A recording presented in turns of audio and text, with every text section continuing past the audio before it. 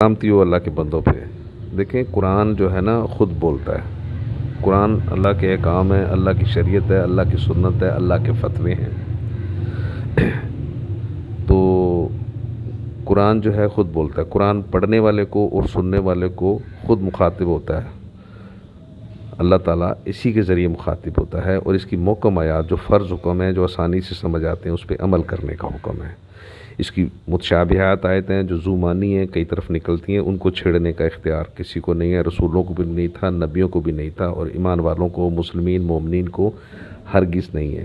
مسلم کا مطلب ہے ایسا بندہ جو امن و امان چاہتا ہے، سلامتی چاہتا ہے، جو دوسروں کے لیے مصیبت کا باعث نہیں ہے، لوگوں کے لیے بھی اور دوسرے جانوروں کے لیے بھی، زمین کی کسی بھی چیز کے لیے نقصان کا باعث نہ ہو، اس کو مسلم کہتے ہیں۔ اور مومن وہ ہے جو ہر لمحے کبھی بھی کوئی کام کرنا ہو تو پہلے اللہ کی رضا دیکھتا ہے کہ اس میں اللہ راضی ہوگا، میری رضا تو نہیں ہے اس کے اندر، اور جس میں اللہ راضی ہو اسی میں امن و امان ہوتا ہے اور سلامتی ہوتی ہے، اس میں دشمن بھی دوست بن جاتے ہیں۔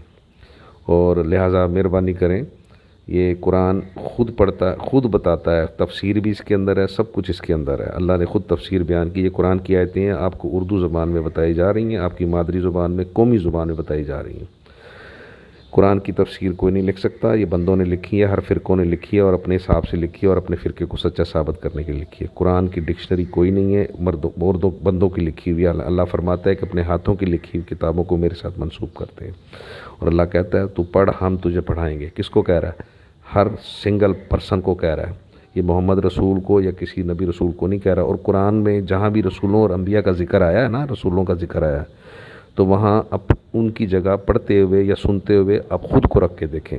ہمیں حکم ہے ان رسولوں اور انبیاء کی طرح عمل کرنے کا، کردار ان کی طرح بنانے کا، نہ کہ مولویوں کی گود میں بیٹھ جانے کا، مفتیوں کی اور یہ جو اماموں اور راویوں کی جو کتابیں لکھی ہیں جنہیں 350 سال بعد، ان کی گود میں بیٹھنے کا حکم نہیں ہے، کیونکہ ان کی گود میں بیٹھیں گے تو یہ فرقے سکھائیں گے آپ کو، ٹھیک ہے، یہ آپ کو انسان نہیں بنائیں گے، یہ آپ کو فرقہ بازی سکھائیں گے۔ تو لہٰذا اللہ کی مانیں، اللہ کی مانیں گے تو غالب رہیں گے دنیا اور آخرت میں، ورنہ اسی طرح ذلیل ہوتے رہیں گے۔ اِنَّ لِلَّهِ وَإِنَّا إِلَيْهِ رَاجِعُونَ۔